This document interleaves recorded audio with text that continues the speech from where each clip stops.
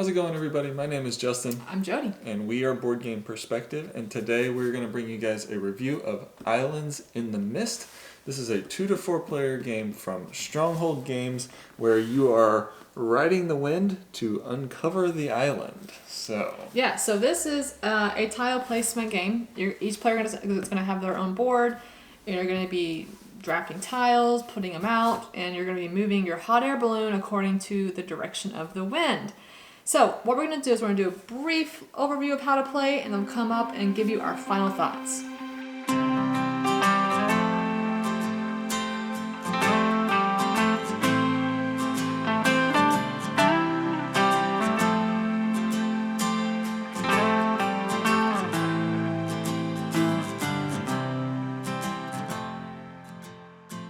Now, certain parts of the setup will depend on the player count and which modules you're playing with, but this is set up with just the base module and for a 2-player game.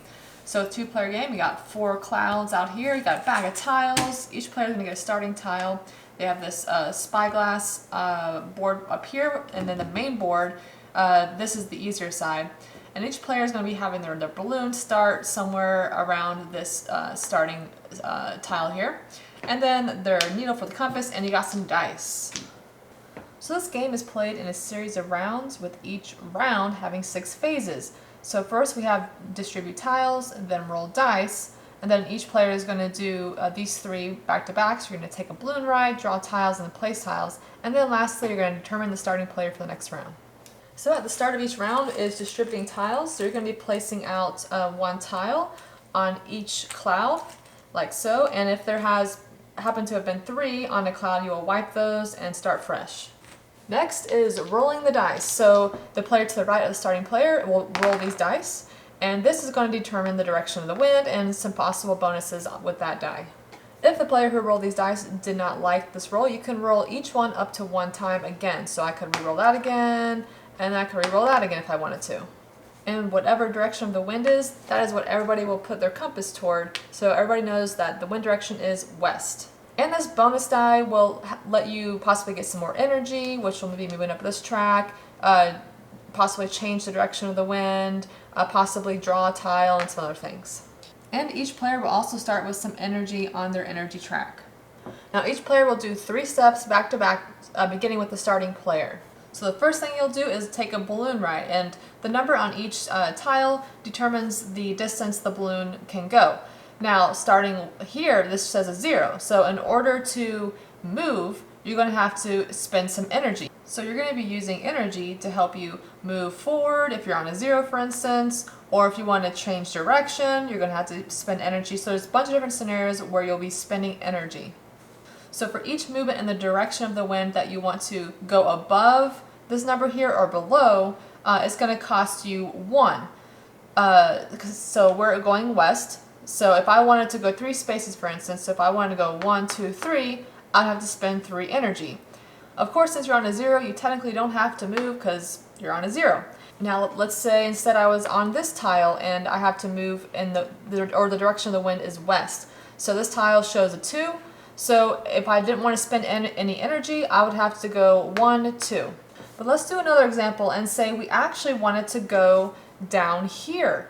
Okay, so if we were on this tile, I'm on a 2, so we're going to have to spend 2 energy to slow down to 0. And then if you want to go against the direction of the wind, it's going to cost 2 per tile that you want to go in the non-direction of the wind. Okay, so for instance, 2 to slow down here to 0, and then that's going to be 2 and 2. So that's going to be a total of 2, 4, 6. So you would spend 6 energy, and that would be the step of taking a balloon ride. After that, you will choose a cloud and take all the tiles from the cloud. So let's take this one, for instance. And so you'll put the tiles on any empty spyglasses you have.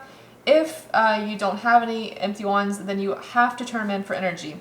The next step would be to select one of these clouds and take all the tiles from it. So let's do this one. And then you can either put it on an empty spyglass, or you can exchange it for energy. So if I wanted to turn this one in, this has a 4, I would just simply put it back in the bag and I could take 4 energy. Okay, but if I didn't want to, I can put these tiles to as many spaces that I have for the spyglasses. And then the last step is placing tiles, and you can place out any number of tiles you have on your spyglasses, and you're going to put it anywhere around your hot air balloon. So let's just say I wanted to put out this one, and I could put that right here.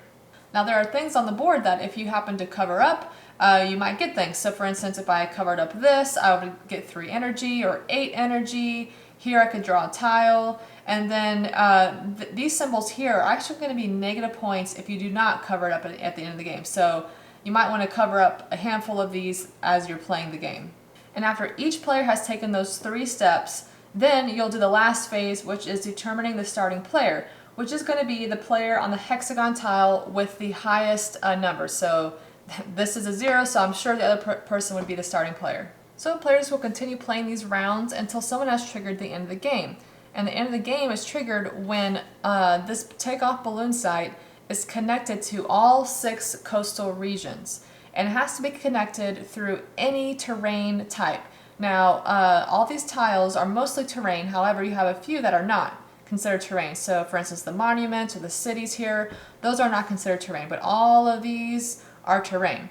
So technically, this is all connected to the takeoff balloon site here. So we have this coastal region connected there, this coastal region connected through there. These are wilds, by the way, so they can count for anything. This one is connected this way, this one is here, this one's there, and that one's there. So all 6 regions have been connected, and so the players will finish this round, play one more final round, and then that will be the end of the game. So at the end of the game, everyone is going to tally up their points, and this also comes with a nice score pad. So there's a lot of different ways you can actually score points. You're going to be scoring points for the different types of terrain. You will also score more points if you have one type of terrain in groups of 5. So for instance, let's see, and wilds count for that as well. So for instance, this red here has got 1, 2, 3, 4, 5 clumped together, so that would score additional points. You get points, 1 point per terrain tile around a city. Then monuments goes by how many points you get per monument depends on whether you have the most monuments compared to everyone else or second place, and so on. You get points for if you were the first person to trigger the end of the game, and if someone else can satisfy the game ending condition in a future turn, they might get some points, but just not as much as being the first player to trigger the end of the game. And then if you, let's see, for instance, this one here, if you didn't cover those tiles at the end of the game, those will be negative points. And there's some other ways to score as well. So after tallying up all the points, whoever has the most points is the winner. So this game comes with some modules and some other things. Let me show you, so this is the side of the board that I showed you. On the opposite side actually has a different terrain, so you got more of these island types of things out here. And then you have this module 2 and module 3 rules, which just add more variability for play. So for instance, the module 2 is where you actually have this extra board here.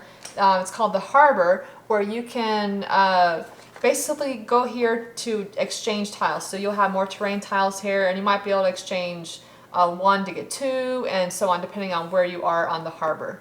Module 3 is going to add more of these extension tiles, which give you different things. So for instance, one tile might have a range of 1 to 8, so you can basically pick what number you want it to be for the wind direction. So that is actually called the wind machine. And then there's some other ones as well. Okay, so let me start off by saying this is a pleasant surprise. We both enjoyed it. Now, the thing is, I've actually heard many people talking about this game before we played it, and there's a lot of negativity about this game. A lot of people saying they hated the game. There was nothing to remember about the game. Like, it was just kind of bleh. So I kind of honestly went into this like, well, you know, is this really a bad game? But guys, I don't know why so many people dislike this game. I found it to be very pleasant. I did too. And we actually played with a couple other gaming friends, and everyone we played it with has actually liked this game. So I know it's getting a lot of bad press, but I found it to be very enjoyable. What did you like about the game? I'm always a fan of tile laying. We'll start there, and so it's already kind of winning with me in that regard.